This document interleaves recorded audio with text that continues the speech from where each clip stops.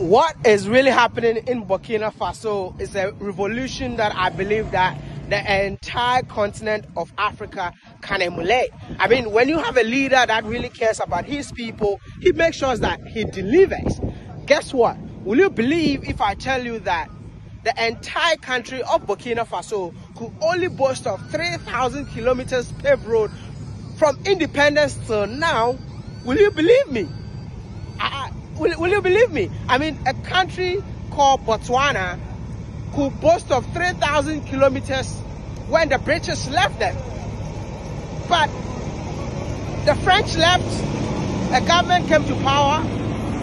See, that's a construction going on. A government came to power for over 27 years. How old is this country? The country, the independence since 1960. 1960? Yeah. And the country could only boast of 3,000 kilometers. 3,000 kilometers, I'm telling you. Is it true? Yeah, it's true. As Wodemaya was saying, since the independence up to today, we had just 3,000 something paved roads. But now, with the coming of Traore, they are planning to pave 5,000 kilometers per year. This is insane. This is unbelievable. How are they achieving that? Yeah, they bought all the equipment because the government doesn't want anymore to let any company be in charge of this. So they bought all the equipment to do it by itself. The government is in charge of building all those roads that you can see. That's crazy, man. Yeah. As you guys, maybe some of you saw the equipment coming from Ghana. Okay. People made a lot of videos about it. So the equipment are here. The government is taking care of constructing or building the roads. Because, you know, sometimes they give it to private companies and they take forever to finish some roads. So the government is now taking care of building the roads with their own equipment and everything. So that's what's happening. And one of the most exciting thing about this whole road construction in Burkina Faso, the fact that the government bought all the equipment, trained the youth to operate this equipment. So literally, it's the people of Burkina Faso building the country for the people of this beautiful country. The country is under construction. Burkina Faso indeed is under construction because I am here and I'm seeing roads being constructed. I am here and I'm seeing factories being built. I am here and I'm seeing entrepreneurs coming out saying that this is their first time, feeling so proud about their country to do business in their country. This is a revolution and I believe that a revolution like this needs to be supported. My name is Wodemaya, an African content creator on a journey to celebrate African excellence. I'll see you all in the next one. Good evening, family. See, I was just working on a specific video and then I decided to visit YouTube. When I visited YouTube, this is what I found. See? Rise of the African youths behind Burkina. If you dare touch Captain Ibrahim Traore. That is a video by a YouTube channel called Uplifting Africa. Yeah, I think this young man who owns this channel is really working towards that. And in this specific video, Ibrahim Traore is being discussed by Wodemaya.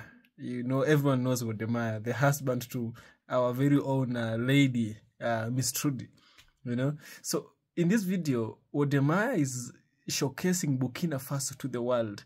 He's saying that Burkina Faso gained its independence in the 60s, if not 1960. And since then, till Ibrahim Traore came to power, they only had 3,000 kilometers of tarmac road. Only 3,000 kilometers of tarmac road. And they were so proud of that.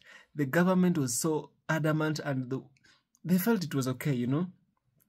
Remember, since 1960 till to date, the country of France was the country that was being neo-colonizing this specific kind of Burkina Faso. See, I'm so much fascinated by what Ibrahim Traore is doing. He's realized that the West has been the disease of Africa, and now he's curing Africa by removing the disease itself.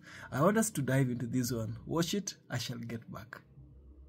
China provide 500 troops to Burkina Faso. Can you believe this? So a few days ago, Russia and China promised Ibrahim Traore that they will support him to fight off terrorism in Burkina Faso, especially this group that is called jihadis that is taking the northern part of Burkina Faso. Russia provided a lot of military tools, and now China is the next one that is giving 500 troops, and all these troops will go to the northern part of Burkina Faso. This is because this group of jihadis, they promised that they will extend until they reach Ouagadougou. This is the capital city of Burkina Faso, and this is where Ibrahim Traore lives.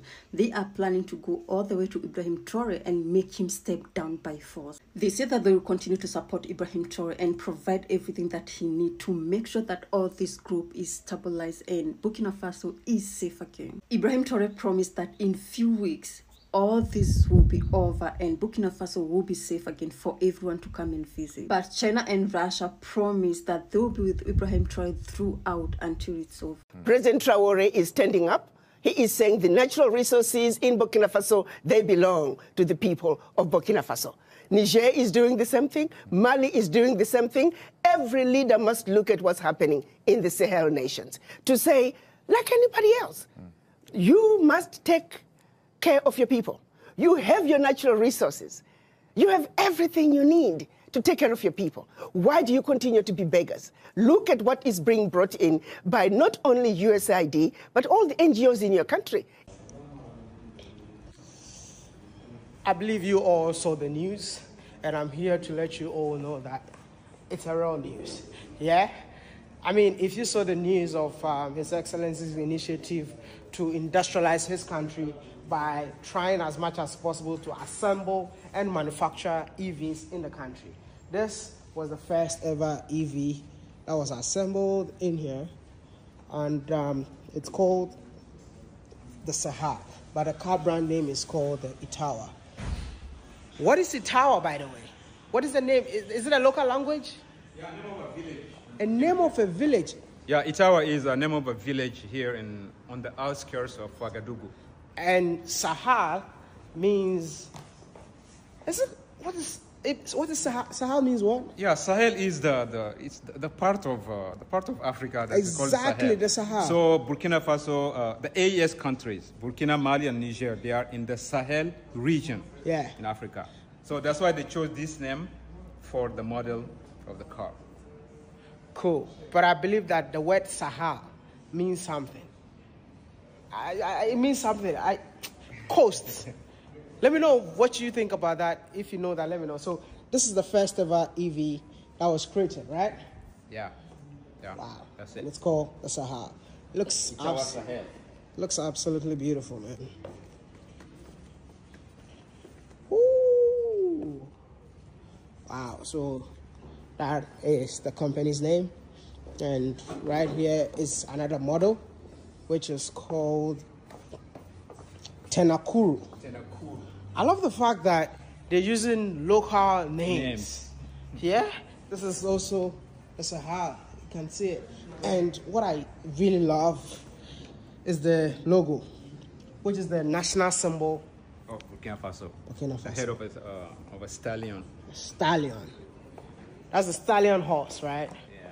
So they very soon, I think they also have their own pickups. So it's kind of different models. Look at that. Oh, it's the same as the one that we saw. The same one. And this is another one, which is native. So it shows that you all can visit Burkina and you will be natives of this beautiful land. You know what? Can you like this video, share, subscribe, and be part of this awesome family? I'll see you all in the next one. I'm bringing you real news from Burkina, not the ones that you see with the computer-generated voices.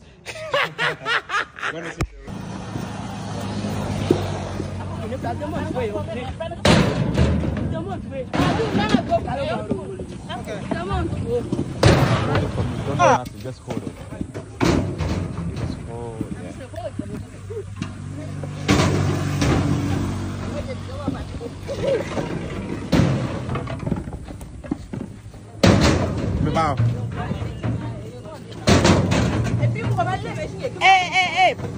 Pressez. I feel like this country is the home of mangoes. Yeah! Mangoes everywhere.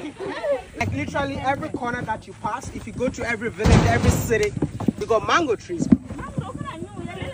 They got like mangoes in abundance. They got factories that process all these mangoes. This is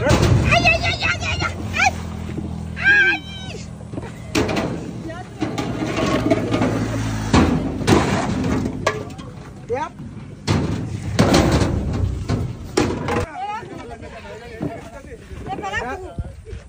So you do it again.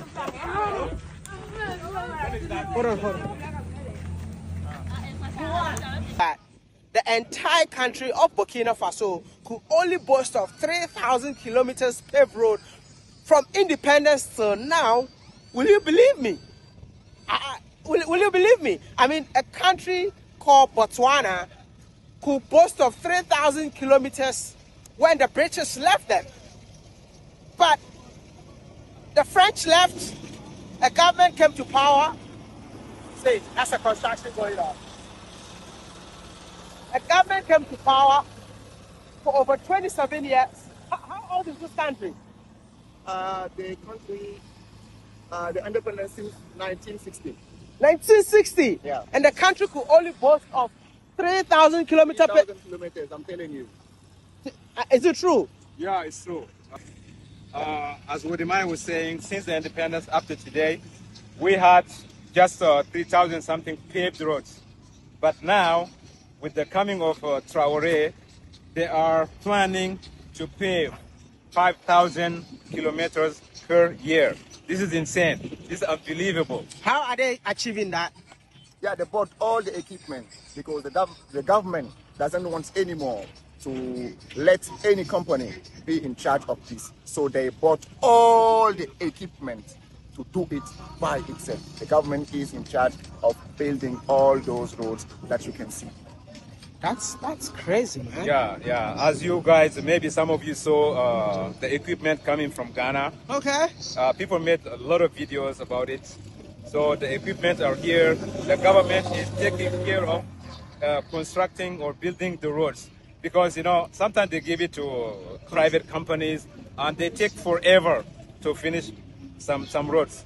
So the government is now taking care of building the roads with their own equipment and everything. So that's what's happening.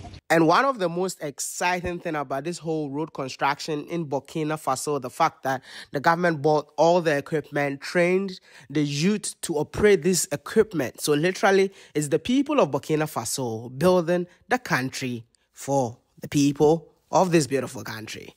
The country is under construction. Burkina Faso indeed is under construction because I am here and I'm seeing roads being constructed. I am here and I'm seeing factories being built. I am here and I'm seeing entrepreneurs coming out saying that this is their first time. I mean, feeling so proud about their country to do business in their country. This is a revolution, and I believe that a revolution like this needs to be supported. The US are gonna try and invade Burkina Faso, and Ibrahim Traore is not scared of them, and he's not scared of anybody. US General Michael Langley, during a Senate hearing, accused Ibrahim Traore of hoarding the country's gold and natural resources. He tried to paint him as corrupt and non-transparent. And that's okay because Ibrahim Traore responded back to him. And he literally said these accusations are lies, fabricated to justify foreign intervention. He also said Burkina Faso will never surrender their sovereignty and that they will fight for total freedom even if it means death. And he said that there are two cases, either we accept to fight or we remain slaves forever. He also drew comparisons between Burkina Faso and Libya, stating that false reports made by foreign NGOs were given to those who wanted to create a rebellion to overthrow Gaddafi. And as we know, Gaddafi was taken out because he wanted to unite Africa. He also spoke on mental slavery in his speech, stating that there are those who are slaves in their minds, and said that these people, referring to the West, will always try and manipulate you. And if you notice, Western media outlets aren't really reporting this. And if you want to hear more about these things that Western media aren't necessarily reporting on, just make sure to subscribe to my weekly newsletter, the link is in my bio. But also, Ibrahim Traore has tightened his security. Ibrahim Traore is reportedly turning to Russia for direct personal protection, possibly involving personnel associated with the Wagner Group, a private military company known for offering elite security. He also reopened the Russian embassy, and he set up something called the Volunteers of the Defense of the Homeland, which provides basic military training and arms to civilians in vulnerable communities. But is Russia genuinely trying to help them? Can they actually be trusted? Are they just after soft power? Maybe they're not to be trusted, or maybe they are after soft power. But one thing stands out: their approach is very different. American propaganda, from movies to news reports, has always painted Russia with a negative, image. But Russia's intervention in Africa is somewhat good PR, and it's potentially changing that image. Now, I think this time round, the West really messed it up. And General Langley has actually done what Trump did not want to happen. General Langley by himself has brought together black people. We should bless him. We should bless General Langley for making black people come together all over the world to fight for Ibrahim Traore. You see, that which Trump did not want to happen has happened, and it has happened through the hands of a black man. You see, back then, even during the colonization of Africa, we had those Africans who collaborated, and then we had the Africans who resisted. The Africans who resisted were sold out by the Africans who collaborated. It is always one of your own that is always used against you. And so, this time round, the West used the same trick, but this time round, it's not going to work. We are so smart. We are so much enlightened. And again, let us thank this man, Langley. He has done what Trump found it hard to do. Yeah? I'm happy that right now, Africans, we are up front. We are speaking our minds. We are thinking of our own people. We are thinking not just for ourselves, but for the entire. Right now, we don't see a country. We see Africa as a total. It's as if right now I am in Burkina Faso, even though I'm in my country, Kenya. I feel like I'm in Burkina Faso. Now we don't see 54 countries. We see one country. We see Africa. Even in the United States, they see Africa. Yeah? This is such a marvelous, marvelous thing.